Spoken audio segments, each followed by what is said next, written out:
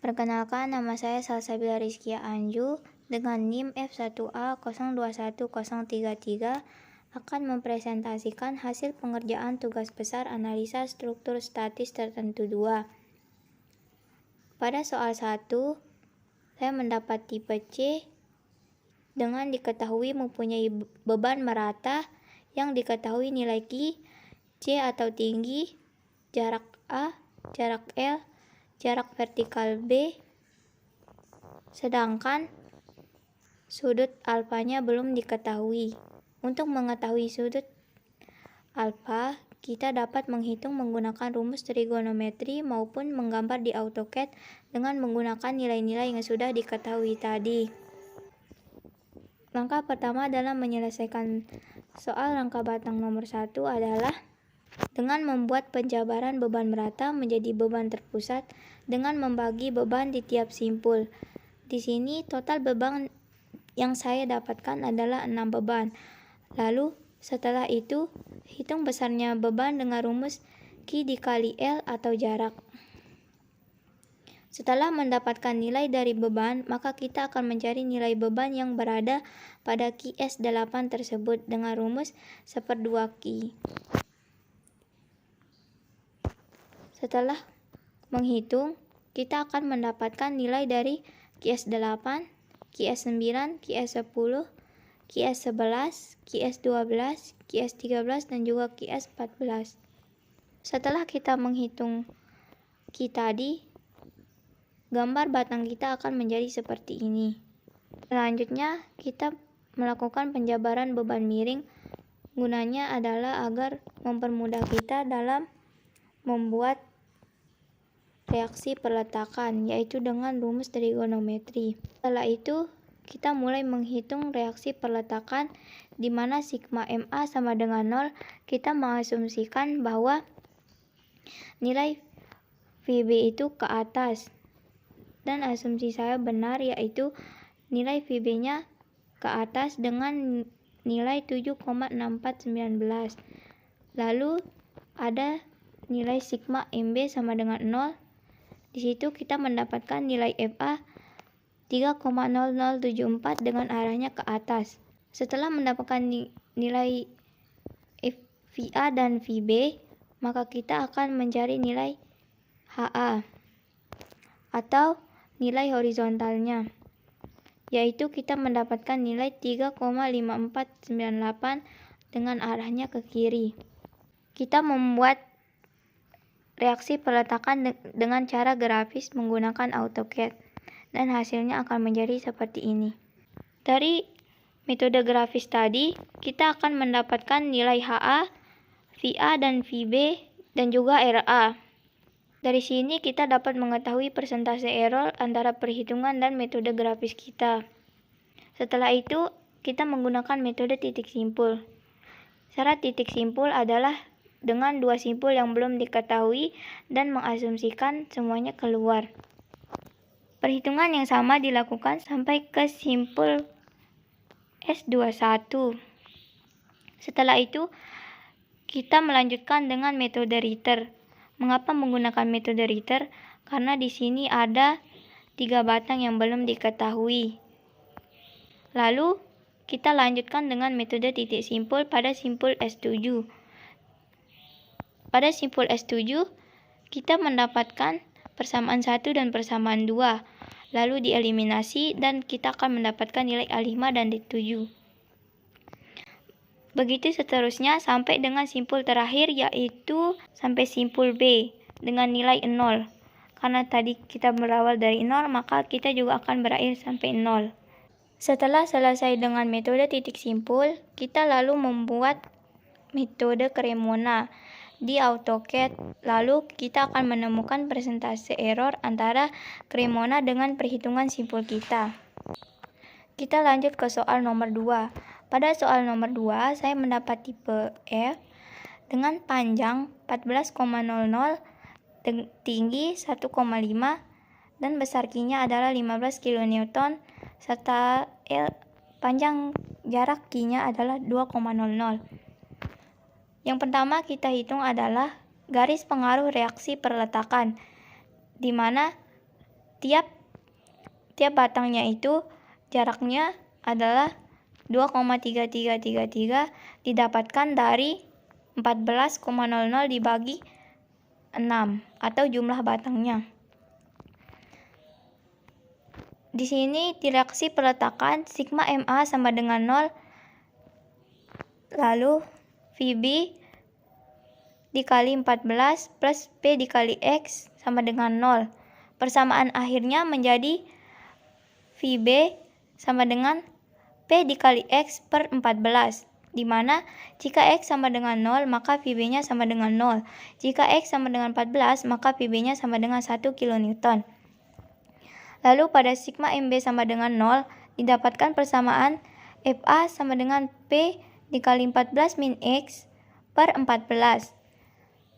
Di mana X sama dengan 0, maka FA-nya sama dengan 1 kN. Jika X sama dengan 14, maka FA-nya sama dengan 0 kN. Lalu kita mencari garis pengaruh gaya batang. Di sini ada potongan S1, S2, dan S3. Yang pertama kita cari adalah analisa gaya batang S1. Mencari free body di kanan, artinya di sebelah kanan S1. Sigma MI sama dengan 0, jadi S1-nya sama dengan min X per 14 dikali 4,6666 per 1,5, di mana jika X-nya sama dengan 0, maka S1-nya sama dengan 0. Jika X sama dengan 9,3333, maka S1-nya sama dengan min 2,074. Jika P-nya di kanan, maka kita mencari free body di kiri. Di mana jika sigma MI-nya sama dengan 0, lalu S1-nya menjadi min 14 min X per 14 dikali 9,3333 per 1,5. Di mana jika X sama dengan 9,333, S1-nya menjadi min 2,074. Jika X-nya sama dengan 14, maka S1-nya sama dengan 0. Lalu kita mencari garis pengaruh S2. Jika P di kiri, maka kita mencari nilai free body di kanan. Ketika FB sama dengan 0, persamaannya menjadi S2 sama dengan min X per 14 dikali cos alpha. Alpha di sini yaitu nilai sudutnya. Kita cari di AutoCAD. Nilai sudut di sini adalah 32. Jika X-nya sama dengan 0, maka S2 sama dengan 0. Jika X sama dengan 4,66, maka S2-nya sama dengan min 0,3962. Lalu, pada P di kanan, kita mencari free body di kiri. Pada sigma V sama dengan 0, maka S2-nya sama dengan min 14 min X per 14 cos alpha. Jika X sama dengan 9,333, maka S2 menjadi min 0,3962.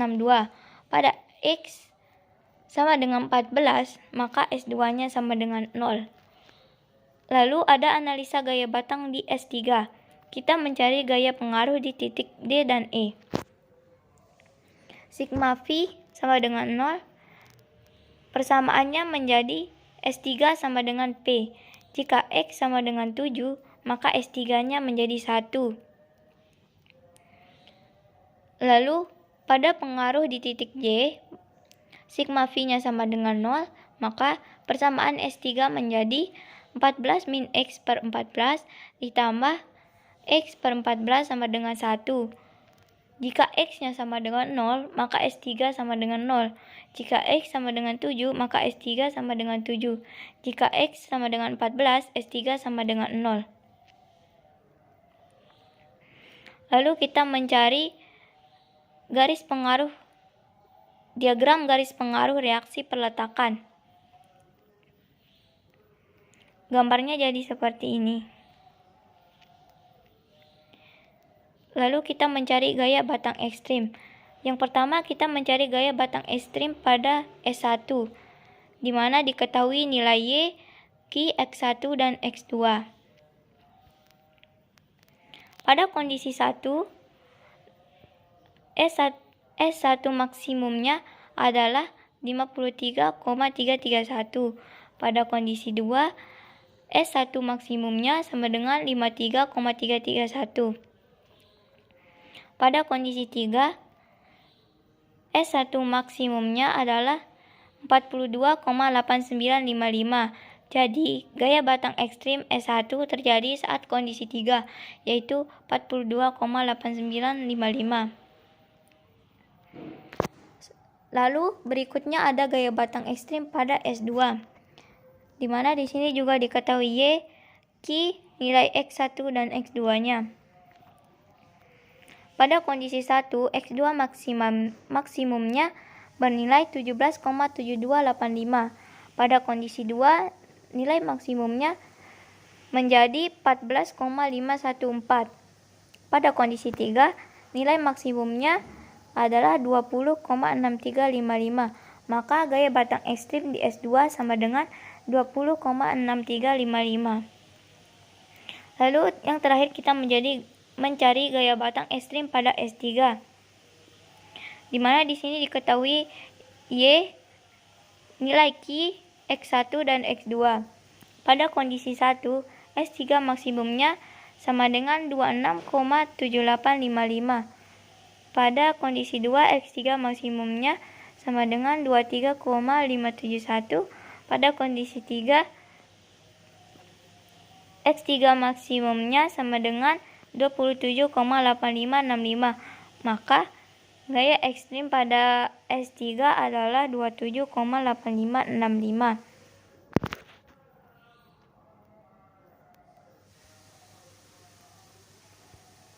Selanjutnya, pada soal nomor 3, saya mendapat tipe A dengan diketahui beberapa nilai-nilai seperti jarak A, jarak L1, jarak B, jarak L2, jarak C, jarak L3, jarak D, jarak L4, jarak E, jarak L5, dan jarak F. Lalu cara penyelesaiannya, yang pertama kita mencari garis pengaruh reaksi perletakan. Yang pertama kita cari yaitu balok anak 1. Balok anak 1 terletak di bentang S1 sampai S2. Di mana P itu sama dengan suatu satuan. Sigma MRS2 sama dengan 0, maka RS1-nya sama dengan P dikali 3 min X per 3. Di mana jika X sama dengan 0, maka RS1-nya sama dengan 1. Jika X sama dengan 3, maka RS1-nya sama dengan 0. Pada sigma MRS1 sama dengan 0, maka persamaan RS2-nya sama dengan P dikali X per 3, di mana X sama dengan 0, RS2-nya menjadi 0. Jika X sama dengan 3, maka RS2-nya sama dengan 1. Lalu, ada balok anak 2. Balok anak 2 terletak di bentang S3 sampai bentang S4, di mana P itu adalah suatu satuan. Pada sigma MRS4 sama dengan 0, persamaan RS3-nya menjadi P dikali 2,75 dikali X per 2,75. Jika X sama dengan 0, maka RS3-nya sama dengan 1 kN. Jika X sama dengan 2,75, maka RS3-nya menjadi 0. Lalu kita ke balok induk 1, yaitu terletak antara bentang G sampai A sampai B dan S1, di mana P itu adalah suatu satuan. Jika sigma MRB sama dengan 0, maka persamaan RA-nya sama dengan P dikali 5,2 dikali X per 4. Di mana jika X sama dengan 0, RA-nya menjadi 1,3.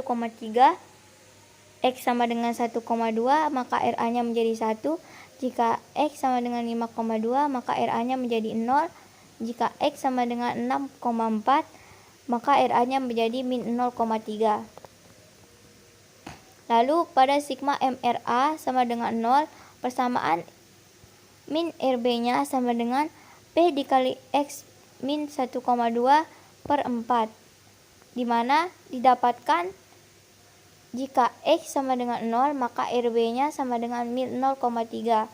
Jika X sama dengan 1,2, RB-nya menjadi 0. Jika X sama dengan 5,2, RB-nya menjadi 1. Jika X sama dengan 6,4, RB-nya menjadi 1,3. Lalu kita ke balok induk 2, yaitu terletak di bentang S2, C, D, dan S3, di mana P adalah suatu satuan. Pada sigma MRD sama dengan 0 didapatkan persamaan RC sama dengan P dikali 6,2 min X per 5. Di mana jika X sama dengan 0 maka RC-nya sama dengan 1,24, X sama dengan 1,2 maka RC sama dengan 1. Jika X sama dengan 6,2 maka RC-nya sama dengan 0. Jika X sama dengan 6,95 maka RC-nya sama dengan min 0,15 kN. Lalu pada sigma MRC sama dengan 0 didapatkan persamaan RD sama dengan P dikali X min 1,2 per 5. Dimana didapatkan nilai X sama dengan 0, RD-nya itu 0,24. Jika X sama dengan 1,2 maka RD-nya menjadi 0. Jika X sama dengan 6,2 maka RD-nya menjadi 1. Jika X sama dengan 6,95 maka RD menjadi 1,15. Lalu kita mencari balok induk 3, yaitu terletak di antara bentang S4 sampai titik H, di mana P adalah satu satuan. Caranya sama seperti di atas, yaitu didapatkan nilai RE sama dengan P dikali 6,25 min X per 5,5. Lalu dicari persamaan X-nya.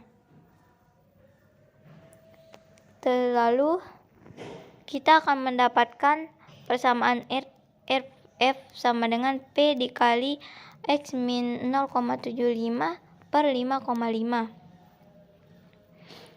Setelah itu, kita mencari keterkaitan balok anak dan balok induk. Yang pertama ada bentang G sampai S1.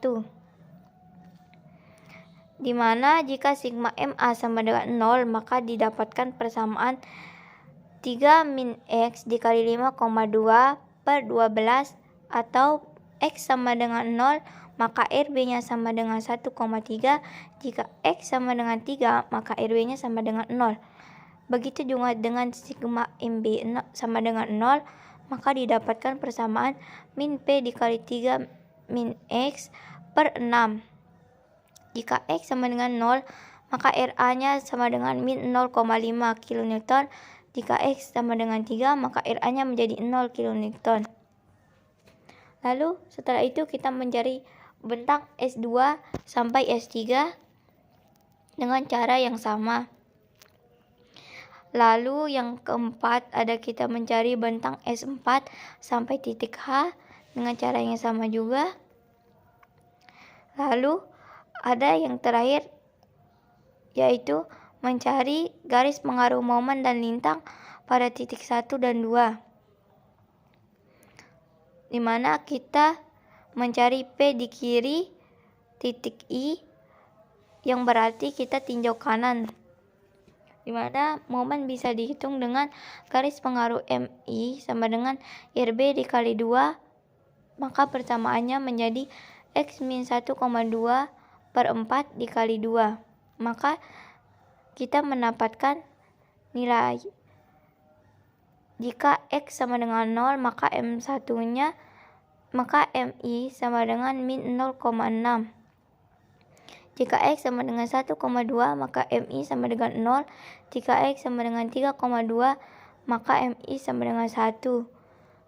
Lalu kita mencari lintang, yaitu garis pengaruh O1 sama dengan min garis pengaruh D1 sama dengan min RB. Lalu persamaannya menjadi min P dikali X min 1,2 per 4. Jadi nilai X-nya jika X sama dengan 0 maka D1 sama dengan 0,3. Jika X sama dengan 1,2 maka D1 sama dengan 0. Jika X sama dengan 3,2 maka D1 sama dengan min 0,5. Lalu kita mencari P di kanan titik I juga, sama seperti cara yang tadi. Dari perhitungan tadi, kita mendapat diagram garis pengaruh reaksi peletakannya.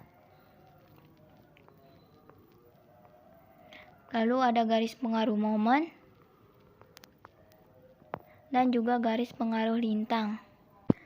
Pada soal nomor 4, mencari persamaan Y pelengkung. Y sama dengan 4Fx dikali L min X per L kuadrat. Lalu saat itu kita mendapatkan persamaan 192X min 12X kuadrat per 256. Lalu selanjutnya mencari turunan persamaan Y pelengkung, yaitu menjadi 192 min 24X per 256. Lalu mencari nilai Y, C, dan juga nilai alfa C-nya. Didapatkan nilai Y, C sama dengan 2,25 meter, di mana X sama dengan UM, alfanya menjadi arc tan Y turunan Y, yaitu 20,55 derajat, di mana sin alfa sama dengan 0,351, cos alfa sama dengan 0,936. Lalu setelah itu kita mencari garis pengaruh reaksi peletakan. Yang pertama adalah garis pengaruh reaksi vertikal. Pada interval 0 sampai dengan 16, kita mendapatkan jika nilai X sama dengan 0, maka RB-nya sama dengan 0. Jika nilai X sama dengan 16, maka RB-nya sama dengan 1. Lalu kita mencari garis pengaruh reaksi horizontal, di mana pada bentang A sampai dengan S, pada tinjauan kanannya, garis pengaruh HB-nya itu didapatkan jika X sama dengan 0, maka HB sama dengan 0 kN. Jika X sama dengan 8, HB sama dengan 1,33 kN. Pada bentang S sampai dengan B ditinjau kiri, garis pengaruh HA-nya didapatkan jika nilai X sama dengan 8, maka HA-nya sama dengan 1,33. Jika X sama dengan 16, maka HA-nya sama dengan 0. Lalu ada garis pengaruh momen di C. Yang pertama menghitung nilai MO. Didapatkan pada tinjau kanan X sama dengan 0, maka MO-nya sama dengan 0. Jika X sama dengan 4, maka MO-nya sama dengan 3. Lalu menghitung nilai MH. Pada tinjauan kanan didapatkan jika X sama dengan 0, maka MH-nya sama dengan 0. Jika X sama dengan 4, maka MH-nya sama dengan min 1,5. Jika X sama dengan 8, maka MH-nya sama dengan min 3. Jika menghitung nilai MO, pada tinjauan kirinya terdapat nilai X sama dengan 4, maka MO-nya menjadi 3. Jika X sama dengan 8, maka MO-nya menjadi